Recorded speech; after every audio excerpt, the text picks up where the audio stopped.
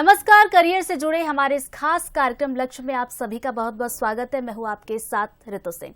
तो आज हमारे साथ दो खास मेहमान जुड़ रहे हैं जो शिक्षा के क्षेत्र में, एक हैं जो शिक्षा के क्षेत्र में बेहतर काम कर रहे हैं, तो वही हमारे साथ एक स्टूडेंट भी मेहमान के तौर पर जुड़ेंगे जो करियर को लेकर बहुत ज्यादा कंफ्यूजन्स होते हैं उसको दूर करने वाले। तो चलिए दोनों ही मेहमानों का हम स्वागत कर लेते हैं। तो गोल एकेडमी विदिशा से इंजीनियर सत्येंद्र सिंह धाकड़ जी हमारे साथ जुड़ गए हैं, तो वह स्टूडेंट के तौर पर सत्येंद्र हमारे साथ जुड़ गए हैं। आप दोनों का ही बहुत बहुत स्वागत है। बहुत बहुत धन्यवाद मैम। तो चलिए सबसे पहले मैं धाकड़ जी के पास जाना चाहूंगी। सर, सबसे पहले तो आप हमें अपनी कोचिंग के बारे में पूरी विस्तार से जानकारी दीजिए। बहुत बहुत नमस्कार बंसल न्यूज के सभी दर्शकों का। मैं सत्येंद्र धाकड़ आपको बता देना चाहता हूँ, विदिशा में गोल एकेडमी मेरा एक संस्थान है जहाँ 9th से लेकर के 12th तक के सभी बच्चे अध्ययन करते हैं। बेसिकली हम 11th और 12th के बच्चों पर ज़्यादा टारगेट करते हैं। मेरे यहाँ अभी लगभग 350 से 400 के बीच की स्ट्रेंथ 11th और 12th की है, जहाँ मैथ और बायोलॉजी स्ट्रीम के सभी सब्जेक्ट्स पढ़ाए जाते हैं, फिजिक्स, केमिस्ट्री, मैथ और बायोलॉजी। और हम बोर्ड एग्जाम पर ज़्यादा टारगेट करते हैं, उसके साथ साथ जेई और नीट का फाउंडेशंस क्लियर कर रहे हैं मैम। हम मतलब स्पेशली कोई ऐसा टारगेट करके जेई नीट का नहीं है, लेकिन बोर्ड एग्जाम हमारा टारगेट रहता है, जिसमें हमने मध्य प्रदेश में 2nd रैंक तक बोर्ड एग्जाम में दी है। विदिशा टॉपर हम 2 बार दे चुके हैं मैम, और हर साल बहुत शानदार रिजल्ट आ रहा है। बिल्कुल। तो धाकड़ जी ने अपनी कोचिंग संस्थान के बारे में तो बता दिया, तो वहीं स्टूडेंट के तौर पर अभी प्रताप परमार हमारे साथ जुड़े हैं। चलिए उनसे भी बातचीत कर लेते हैं। अभी प्रताप, सबसे पहले तो मुझे ये बताइए कि देखिए, कोचिंग संस्थानों की बात की जाए आज के समय में तो हजारों कोचिंग संस्थान है, लेकिन आपने इसी कोचिंग संस्थान को क्यों चुना? मैम, पहले तो इसमें फीस का है, क्योंकि मेन जो कारण रहता है, बच्चे फीस के कारण कभी कोचिंग ज्वाइन करते हैं, कभी नहीं करते और ऑनलाइन प्रेफर करते हैं फीस के लिए।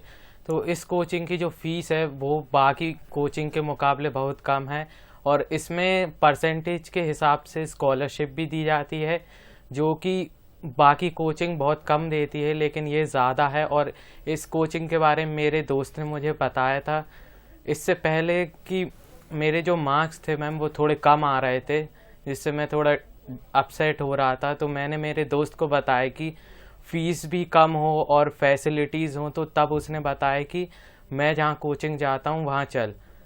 और मैम इसमें कहते हैं, तो चलिए अभी प्रताप से हम और भी बातचीत करेंगे। सत्येंद्र जी, मैं आपसे ये जानना चाहूंगी कि कौन कौन से स्ट्रीम्स के बच्चे आपके कोचिंग संस्थान में आकर पढ़ाई कर सकते हैं और कैसे आप उन्हें गाइड करते हैं? मैंने बताया जैसा कि मेरे यहाँ 11th और 12th बेसिक है, मतलब उसको ज़्यादा टारगेट किया जाता है। मैथ्स और बायोलॉजी के बच्चे हम लोग टारगेट करते हैं, जिसमें फिजिक्स, केमिस्ट्री, मैथ और बायोलॉजी चारों सब्जेक्ट पढ़ाते हैं। लेकिन 9th और 10th के बच्चे भी हमारे यहाँ पढ़ते हैं। उनकी संख्या थोड़ी कम रहती है, लेकिन वो भी पढ़ सकते हैं हमारे पास आकर के, जिसमें बोर्ड एग्जाम को टोटली टारगेट करते हैं। नेक्स्ट जो आने वाला सेशन है उसमें से हम कोशिश कर रहे हैं कि IIT और नीट के लिए सेपरेट बैच स्टार्ट करें और 9th और 10th के लिए फाउंडेशन बैच स्टार्ट करें। धाकड़ जी, देखिए, फिजिक्स, केमिस्ट्री और मैथ्स इन सब्जेक्ट्स की जब भी बात आती है तो कहीं ना कहीं एक मेंटल प्रेशर स्टूडेंट्स के मन में बहुत ज्यादा रहता है। तो इसको आप कैसे डील करते हैं? बच्चों को कैसे समझाते हैं कि मेंटल प्रेशर नहीं लेना है, बल्कि इसको बहुत ही आसानी से इन विषयों को समझना है और कैसे पढ़ाई करनी है, इसके लिए कैसे उन्हें गाइड करते हैं आप? देखिए, मैं आपको बताऊं, मैं केमिस्ट्री पढ़ाता हूं मैम, और केमिस्ट्री को मैंने किस तरीके से आसान किया है और पूरे संस्थान में और भी सब्जेक्ट कितनी आसानी से चल रहे हैं, उसकी कुछ बातें मैं आपको साथ शेयर करना चाहता हूं, जो लोग भी देख रहे हैं उन तक पहुंचेगी। केमिस्ट्री सभी लोगों को कठिन लगता है, लेकिन मुझे ऐसा लगता है कि केमिस्ट्री से आसान कोई भी चीज़ नहीं है, क्योंकि हम जिंदगी से जोड़ करके उसे पढ़ाते हैं। जैसे एक एग्जाम्पल देना चाहता हूँ, केमिकल बॉन्डिंग। केमिकल बॉन्डिंग का मतलब होता है रासायनिक बंध। रासायनिक बंध का मतलब हम सीधे सीधे समझाते हैं बच्चों को कि ये संबंध जैसा है, जैसे दुनिया में रिश्ते होते हैं, ठीक वैसे ही परमाणुओं के बीच में आपस में जो रिश्ता होता है उसे रासायनिक बंध कहते हैं। तो ट्रिक्स बनाना, मैं खुद अपनी ट्रिक्स बनाता हूँ। पिछले 8-9 सालों में मैंने केमिस्ट्री के अंदर कम से कम 150 से 200 ट्रिक्स खुद की बनाई हुई है, उनके थ्रू बच्चों को पढ़ाते हैं। केमिकल रिएक्शन बच्चों को सबसे ज्यादा कठिन लगती हैं, छोटी छोटी कहानियां उनके अंदर बुनी जाती हैं। मैं पोइट हूँ मैम, तो पोइट के साथ एक्चुअली में क्या है कि पढ़ानी और ज्यादा इंटरेस्टेड हो जाता है, हर छोटे छोटे टॉपिक पर कविताएं बनाना। तो ये इस तरीके से, और बीच बीच में टेस्ट लेना, टेस्टों पर भी प्राइज डिस्ट्रीब्यूशन करना, ग्रुप डिस्कशन करवाना। अंताक्षरी गानों में तो आपने सुनी होगी, लेकिन मैं अपनी कोचिंग में केमिस्ट्री के अंदर, फिजिक्स के अंदर अंताक्षरी खिलवा देता हूँ। तो उससे क्या होता है कि बच्चे एक ज्यादा से ज्यादा आंसर देने के लिए जो सबसे ज्यादा आंसर दे पा रहा है वो विनर होता है। छोटी छोटी इनाम दे रहे हैं, लेकिन इनाम रेगुलर दे रहे हैं। हर 2 दिन 3 दिन में कुछ न कुछ होता रहता है मैम। टेस्टों की संख्या बहुत ज़्यादा, लगभग 50 टेस्ट एक सब्जेक्ट में एक साल में लिए जा रहे हैं। तो इससे क्या है कि और बीच बीच में जो हमारे यहाँ से टॉपर्स निकले हुए हैं जो तो उनको बुला करके उनके सेमिनार्स दिलवाना, उनके बारे में जानकारी देना। जो बच्चे एकदम बहुत गरीब थे, बहुत कमजोर थे, उन्होंने किस तरीके से टॉप किया, उनकी पूरी कहानी को बच्चों के साथ शेयर करना, इससे भी बच्चों के अंदर मोटिवेशन बढ़ता है। तो ये सारी चीजें हैं जिनको अपन एक साथ लेकर के चल रहे हैं। चलिए धाकर जी, अभी प्रताप से भी बात कर लेते। अभी प्रताप, ये बताइए कोचिंग संस्थान आपने यही क्यों चुना? ये तो आपने बता दिया, मुझे ये बताइए कि जब यहाँ पर आप पढ़ने के लिए जाते हैं तो आपका एक्सपीरियंस कैसा है, वो जरा शेयर कीजिए, क्योंकि बहुत सारे आप ही की तरह स्टूडेंट्स हैं जो इस प्रोग्राम को देख रहे हैं। यस मैम, तो मैम एक्सपीरियंस तो बहुत अच्छा है इसमें। जो सर रहते हैं वो हमें उनके हैंड रिटन नोट्स प्रोवाइड करते हैं, उसके साथ ट्रिक्स के साथ रिएक्शंस याद करवाते हैं, क्योंकि केमिस्ट्री में सबसे ज़्यादा टफ बच्चों को रिएक्शंस लगती हैं, जो कि सर बहुत आसान और मज़ेदार ट्रिक के साथ हमें याद करवा देते हैं। और उसके साथ एक अच्छा इन्वायरमेंट रहता है पढ़ाई के लिए। और प्राइज डिस्ट्रीब्यूशन भी, जैसे टेस्ट सीरीज़ होती हैं, जो टॉप 5 आते हैं सर उनको प्राइज डिस्ट्रीब्यूट करते हैं। And that's all. जाहिर सी बात है कि जब आप पढ़ाई करते हैं और उसको लेकर जब अप्रिशिएट किया जाता है तो मोटिवेशन जरूर मिलता है। धाकर जी, आपसे ये भी जानना चाहूंगी, कोरोना का काल जो था उसमें हमने देखा कि बच्चों की पढ़ाई सबसे ज्यादा प्रभावित हुई। अब बोर्ड के एग्जाम्स भी नजदीक आ रहे हैं, तो यहाँ पर मैं चाहूंगी कि आप एक अच्छा सा मार्गदर्शन दे सभी स्टूडेंट्स के लिए। मैम, कोरोना के बाद बहुत बड़ी दुविधा है इस पूरी दुनिया में, और मैं तो कहता हूँ शिक्षक होने के नाते जो जिम्मेदारी मैं निभा रहा हूँ और जितनी बड़ी समस्या ये है कि बच्चों का जो स्टडी लेवल है, पढ़ाई का जो मानसिक स्तर है, वो बहुत गिर चुका है 2 साल में। अभी बच्चे जो 12वीं दे रहे हैं, वो मैं आपको बता दूं, सभी को वैसे मालूम है कि उन्होंने 11वीं और 10वीं यानी 10th और 11th ढंग से नहीं पढ़ा। वो बच्चे 9th के बाद सीधे 12th का एग्जाम दे रहे हैं। तो पेरेंट्स की और टीचर की सबसे ज्यादा जिम्मेदारी यहाँ बढ़ती है कि उनको 9th से सीधे 12th का एग्जाम बोर्ड देना है। तो इसमें हम कैसे उनको डील करें? तो डील करने के लिए हमने क्या कैटेगराइज किया है बच्चों को, 3 लेवल बनाए मैम, जिसमें हमें पता है कि कुछ बच्चे ऐसे हैं जो बिल्कुल ही पास होने के लिए तरस रहे हैं, उनको पास हो ही नहीं पा रहे हैं। कुछ मिडिल क्लास है, कुछ टॉप है, लेकिन टॉप भी ऐसे नहीं जो पिछले 2 साल पहले होते थे। 2 साल पहले के टॉपर बहुत ब्रिलियंट, उनको नॉलेज होता था। आज के टॉपर 80-85% के लेवल के लगते हैं मुझे। तो मुझे लगता है कैटेगरी करने के बाद जैसे जो नीचे वाला बच्चा उसको अलग से ट्रीटमेंट दे रहे हैं, ट्रीटमेंट सेंस उनको इंपॉर्टेंट क्वेश्चंस पढ़ा रहे हैं, बार बार पढ़ा रहे हैं। मिडिल क्लास को ज्यादा ऊपर लेकर जाने की कोशिश है, और अपर क्लास के लिए अपन अलग से कोशिश कर रहे हैं कि उनको ज्यादा से ज्यादा मटेरियल प्रोवाइड करें, ज्यादा से ज्यादा बुक्स पढ़ने के लिए बोलें, डिफरेंट राइटर्स की बुक्स उनको प्रोवाइड कर रहे हैं, और ज्यादा से ज्यादा टेस्ट ले रहे हैं। धाकर जी, यहाँ पर मैं एक और सवाल आपसे करना चाहूंगी। बंसल न्यूज, जी हाँ, जो शिक्षा के क्षेत्र में हमेशा काम करता रहता है, उसके योगदान को आप किस तरह से देखते हैं? बहुत शानदार है, मैं बहुत प्रभावित हूँ बंसल न्यूज से। उसका कारण ये है कि मेरा ये दूसरा कार्यक्रम है यहाँ लक्ष्य में। इससे पहले मैं 2019 में आया था मैम, और मैं बंसल कॉलेज का भी विजिट कर चुका हूँ 2 बार। तो मुझे ऐसा लगता है कि पूरे मध्य प्रदेश में चैनल तो और भी बहुत सारे हैं, लेकिन बंसल न्यूज जो लक्ष्य जैसे कार्यक्रम को लगातार इतने सालों से सतत कार्यक्रम चला रहा है, इसका उद्देश्य कहीं न कहीं बच्चों तक एक टीचर की भावना को पहुंचाना, और एक जैसे हमारे साथ जो बच्चा बैठा है, इन बच्चों की भावना को बच्चों तक पहुंचाना एक नेक काम है। और टेक्नोलॉजी के माध्यम से बच्चों के बीच में जो कनेक्टिविटी बैठाना, ये भी बड़ी बात है। तो इसके लिए मैं बहुत साधुवाद देता हूँ बंसल न्यूज की पूरी टीम को, और मैं उम्मीद करता हूँ कि ये कार्यक्रम लगातार आपका चलता रहेगा। चलिए धाकर जी, यहाँ पर एक और चीज मैं आपसे पूछना चाहूंगी, एक और सवाल। देखिए, जब एग्जाम नजदीक आते हैं तब स्टूडेंट्स को तो मेंटल प्रेशर रहता है, साथ ही साथ परिवार की बात की जाए तो उनकी तरफ से भी एक प्रेशर रहता है कि बच्चों को अच्छा रिजल्ट लाना है। तो ऐसे में आप क्या संदेश देना चाहेंगे कि परिवार को बच्चों को किस तरीके से एग्जाम के टाइम ट्रीट करना चाहिए? सीधी सी बात है, परिवार वालों को ये बात समझनी पड़ेगी कि उनके बच्चे के अंदर की स्ट्रेंथ क्या है। मैं एक एग्जांपल दे रहा हूं, मैं उदाहरण बहुत देता हूं, आदत है। पांडव सभी जानते हैं, पांडव 5 थे, लेकिन 5 के अंदर क्वालिटियां डिफरेंट थी। अर्जुन सबसे अच्छा बेस्ट धनुधर था, और युधिष्ठिर जी की बात करें तो सबसे अच्छा भाला फेंकते थे। भीम गदाधारी अच्छे थे, और बाकी के 2 नकुल और सहदेव तलवार अच्छी चलाते थे। अगर अर्जुन से कहा जाए कि आप भाला अच्छा फेंकिए, तो वो विफल होते। ठीक भीम से कहते कि आप धनुष अच्छा चलाइए तो वो भी विफल होते। तो मेरा निवेदन इतना सा है पेरेंट्स से कि आप अपने बच्चों की स्ट्रेंथ समझें। यदि हो सकता है वो पढ़ाई में थोड़ा सा कमजोर है तो किसी दूसरे फील्ड में जरूर वो अव्वल होगा, और आप किसी दूसरे के रिजल्ट को अपने बच्चे के ऊपर ना थोपें। जैसे यदि उस 75% बना पा रहा है तो आप समझिए कि 75% के ही लायक है, लेकिन इसका मतलब कतई ये नहीं है कि जिंदगी के हर क्षेत्र में वो 75% के लायक है। हो सकता है जिंदगी के किसी क्षेत्र में वो दुनिया का सबसे बड़ा टॉपर हो सकता है। तो इसीलिए आप प्रेशर ना दें, बच्चों को समझें और उनकी हेल्प करें, उनको मोटिवेट करें, उनके ऊपर रिजल्ट का प्रेशर बिल्कुल भी न डालें। ये मैं सभी शिक्षकों से भी कहना चाहता हूं और पेरेंट्स से भी कहना चाहता हूं। कोरोना के बाद बच्चे मुझे लगता है पहली बार एक कोई अच्छा एग्जाम दे रहे हैं। न तो उन्होंने 10th ढंग से दिया है, न 11th और न ही 9th। इसीलिए उनका सहयोग करें, टाइम से चाय पिलाएं, मस्त रोजाना मोटिवेट करें, उनसे कहें बेटा जो बनेगा अपना है, क्योंकि जिंदगी में सैकड़ों परीक्षाएं होंगी, उनमें से एक मात्र है। साथ ही साथ स्टूडेंट्स की करियर काउंसलिंग भी आप करते हैं, उसके बारे में भी जरा बताइए Dhakar ji. Career counselling ma'am 11th 12th के बाद होती है, हमारे यहाँ तो शुरू से चलती रहती है। मैं हर महीने के एक आधे कार्यक्रम ऐसा करता रहता हूँ जिसमें पूछता हूँ कि बच्चों का इंटरेस्ट कहाँ है। मुझे लगता है वो इंजीनियरिंग लाइन में जाना चाहते हैं तो मेरी वो नज़र में रहते हैं कि कौन से बच्चे इंजीनियरिंग लाइन में जाना चाहते हैं। मैं उनसे स्पेसिफाई करके भी ये पूछता हूँ कि आप इंजीनियरिंग लाइन में भी किस स्ट्रीम में जाना चाहते हैं, क्या आपको कंप्यूटर साइंस में जाना है या इलेक्ट्रिकल में जाना। तो ये सब कुछ मेरे अराउंड रहता है। कुछ जो बायोलॉजी वाले बच्चे हैं उनसे भी मुझे मालूम रहता है कि कौन MBBS करना है, किसी को B.Pharm करना है।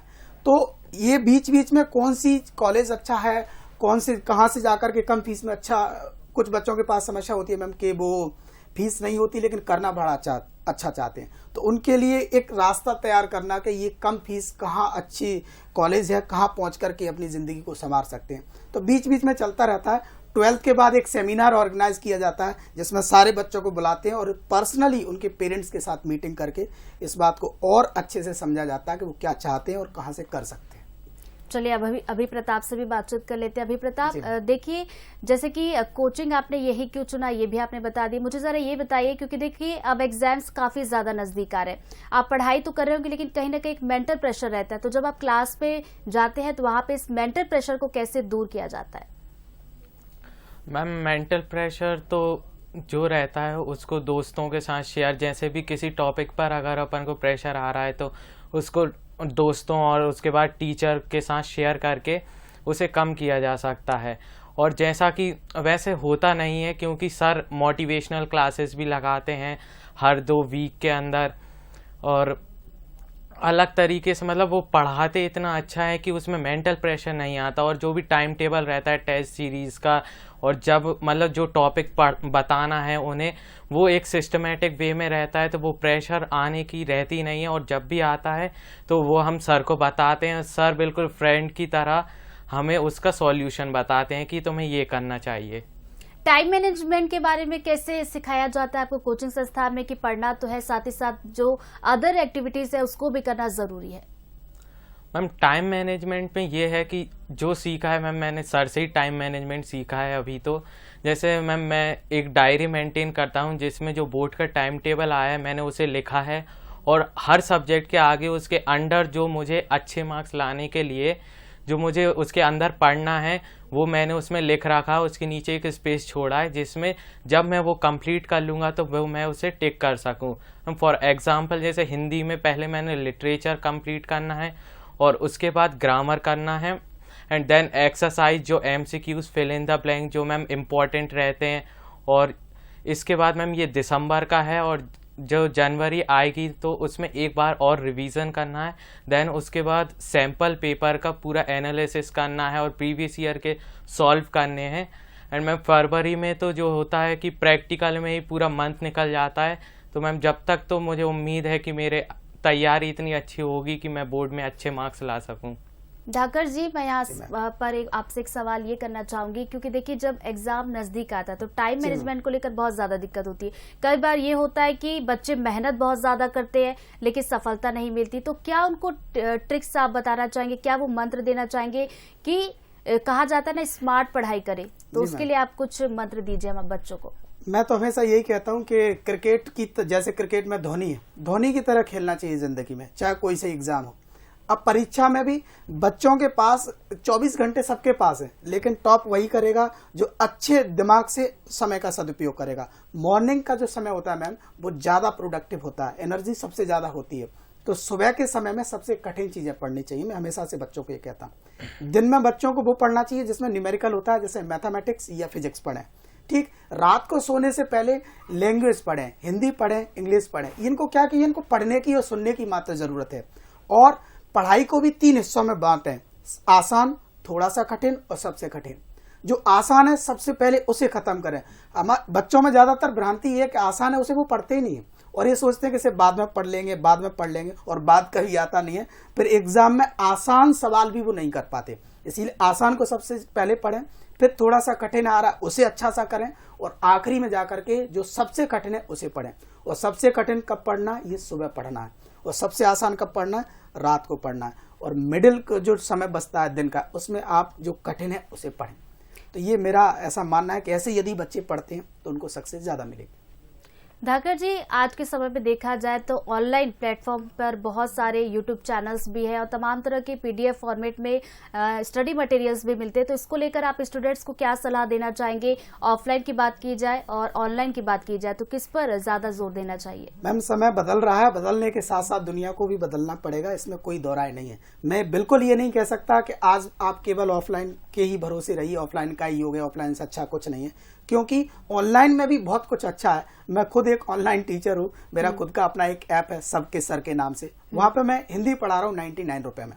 ठीक, 99 रुपए में पूरे के पूरे 30 वीडियोस दे रहा हूँ मैम, और पीडीएफ दे रहा हूँ। तो मुझे इससे क्या है कि उन बच्चों को भी फायदा रहता है, और मेरे जैसे लाखों टीचर हिंदुस्तान में जो कम से कम फीस में बहुत अच्छा मटेरियल दे रहे हैं। मैं केमिस्ट्री पढ़ाता हूँ, उसके बावजूद ही बच्चों से ये कहता हूँ कि यदि आपको ऑनलाइन में कहीं बहुत अच्छा टीचर मिल रहा है जो कुछ ऐसे कॉन्सेप्ट आपको बता रहा है जो मैंने नहीं बता पाए, तो आप जरूर पढ़िए। ऑनलाइन गंदी चीज या बुरी चीज नहीं है, आप पढ़ सकते हैं, लेकिन केवल ऑनलाइन पढ़ेंगे, ऑफलाइन नहीं पढ़ेंगे, ये गलत बात है।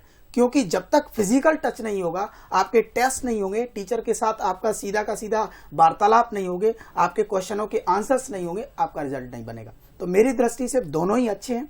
ऑनलाइन इसीलिए अच्छा है क्योंकि वो आपका टाइम कंज्यूमिंग नहीं है। कभी भी आपके पास जब समय तब पढ़ सकते हैं, रात को भी पढ़ सकते हैं, कोई टंटा नहीं है। लेकिन ऑफलाइन जरूरी है, ऑफलाइन टीचर से टच रहिए, और ऑनलाइन दुनिया के सारे टीचरों से पढ़िए जो आपको अच्छा लगता है। अभी प्रताप, ये बताइए कि करियर से जुड़े कंफ्यूजन्स बहुत होते हैं। अभी जैसे आप कोचिंग में जाते हैं तो फिजिक्स, केमिस्ट्री, बायो तो पढ़ते हैं, लेकिन 12वीं के बाद कॉलेज को लेकर एक बहुत कंफ्यूजन रहता है। तो क्या ये गाइडेंस भी पहले से ही आप लोगों को कोचिंग में दी जाती है? जी मैम, सर हमें बताते हैं कि किस तरीके से आपका जो भी जिस सब्जेक्ट में आपकी रुचि है, आपको जो आगे बनना है वो आपने 10th के टाइम ही ड्रीम कर लेना चाहिए, और उसी के हिसाब से फिर अपन जो सब्जेक्ट चूज़ करते हैं 11th 12th के लिए। और फिर इसके लिए जैसे अभी मुझे नीट करना है, तो सर हमें MP बोर्ड के लेवल के साथ इतना केमिस्ट्री और बाकी बायो में भी इतना पढ़ाते हैं कि हम जो नीट के क्वेश्चंस हैं वो अटेम्प्ट कर सकें। तो मैम इसमें यही है। चलिए धाकर जी, जाते जाते ये जरूर बता दीजिए ऐसे दर्शक जो स्टूडेंट्स हैं और जो इस वक्त आपको देख रहे हैं कि एग्जाम्स नजदीक है, तो क्या स्ट्रेटेजी है, क्या आप उनको मंत्र देना चाहेंगे ताकि अभी जो होने वाले बोर्ड एग्जाम्स हैं उसमें उनको सक्सेस मिले?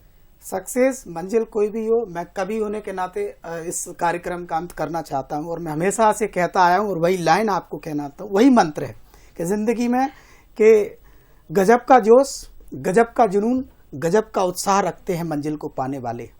गजब का जोश, गजब का जुनून, गजब का उत्साह रखते हैं मंजिल को पाने वाले, किसी आसमां से नहीं टपकते जमीन पर आसमां को छूने वाले। इन बातों को ध्यान रखिए, जो जमीन पर होते हैं, जो बहुत आसान होते हैं, वो बहुत बड़े भी होते हैं। आपने को इस बातों को बिल्कुल टेंशन नहीं लेना कि समस्या कितनी है, मार्च आने वाला है वगैरह वगैरह, सब छोड़ दीजिए। और कि रास्ता वो सरल सा नहीं खोजते, रास्ता वो सरल सा नहीं खोजते, मुश्किलों में भी मंजिल नहीं छोड़ते। रास्ता वो सरल सा नहीं खोजते, मुश्किलों में भी मंजिल नहीं छोड़ते। जीत होगी हमारी या हारेंगे हम, लड़ने वाले कभी ये नहीं सोचते। परिणाम क्या होगा छोड़ दीजिए समय पर, आप अपनी पढ़ाई कीजिए, जो भी होगा आपके मुताबिक होगा और बेस्ट होगा। तो Thank you. चलिए चिंता ज़्यादा नहीं करनी है परिणाम को लेकर। तो अभी प्रताप से भी जान लेते, वो एक स्टूडेंट्स हैं और जाहिर सी बात है अगर स्टूडेंट है तो एग्जाम को लेकर प्रेशर भी होगा। आप क्या कुछ कहना चाहेंगे, क्या संदेश देना चाहेंगे जो बाकी के बच्चे इस प्रोग्राम को देख रहे हैं और आपको सुन रहे हैं?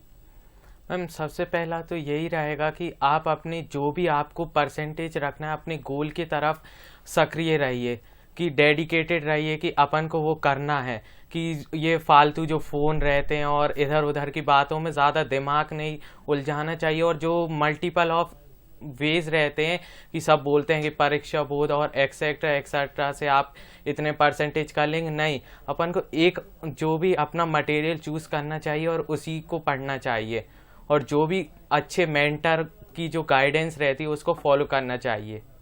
तो चलिए अभी प्रताप भी एक तरह से कह रहे हैं कि आपको तनाव नहीं लेना है बल्कि मेहनत करनी है, तभी रिजल्ट बहुत अच्छा रहेगा। आप दोनों का ही बहुत बहुत शुक्रिया हमारे साथ इस खास प्रोग्राम में जुड़ने के लिए, और धाकड़ जी का भी बहुत बहुत शुक्रिया और बच्चों के लिए टिप्स देने के लिए बहुत बहुत धन्यवाद। तो चलिए आज के हमारे इस खास कार्यक्रम लक्ष्य में फिलहाल के लिए इतना ही। खबरों की लगातार अपडेट्स के लिए आप बने रहिए बंसल न्यूज के साथ। नमस्कार।